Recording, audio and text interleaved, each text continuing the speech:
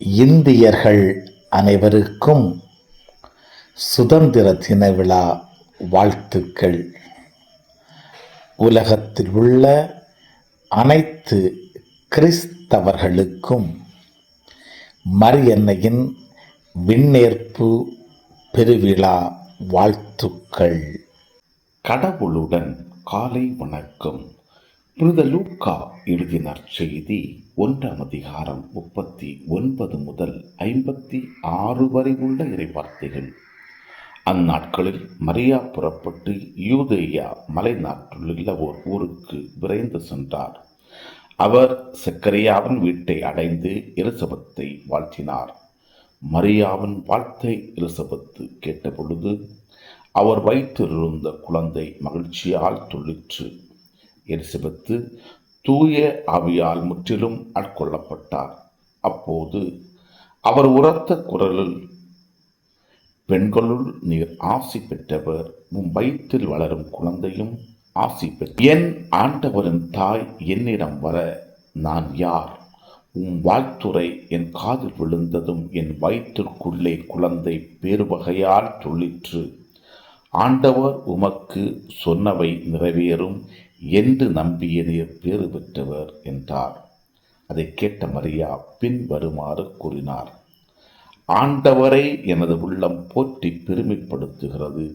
என் மீட்பராம் கடவுளை நினைத்து என் மனம் பேருவகை கொள்கிறது. ஏனெனில் அவர் தம் பெருமையின் தாழ்நிலையை கண்ணோக்கினார். இது முதல் எல்லா தலைமுறையினரும் என்னை பேறு பெற்றவர் என்பர். ஏனெனில் வல்லவராம் கடவுள் எனக்கு அரும்பெரும் செயல்கள் செய்துள்ளார். தூயவர் என்பதே அவரது பெயர். அவருக்கு அஞ்சி நடப்போருக்கு தலைமுறை தலைமுறையார் அவர் இரக்கம் காட்டி வருகிறார். அவர்தம் தோல் வலிமையை காட்டியுள்ளார். உள்ளத்தின் செருக்குடன் சிந்திப்போரை சிதறடித்து வருகிறார். வலியோரை அரியணை நின்று தூக்கி எறிந்துள்ளார். தாழ்நிலையில் இருப்போரை உயர்த்துகிறார். பசித்தோரை நலன்களால் நிரப்பியுள்ளார். செல்வரை வெறும் கையரால் அனுப்பிவிடுகிறார்.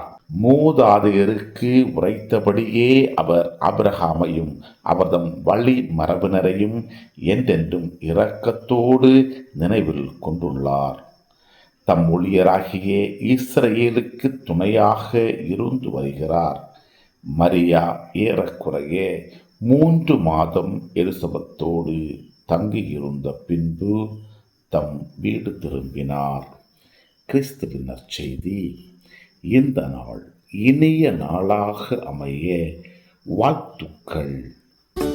பல பல பல புதுமைகள் பெருமைகள் இனிமைகள் இறங்கிய நல்ல நாள், ஒரு நல்ல நாள், நம் தேவன் தந்த நாள். இது நல்ல நாள், ஒரு நல்ல நாள், நம் தேவன்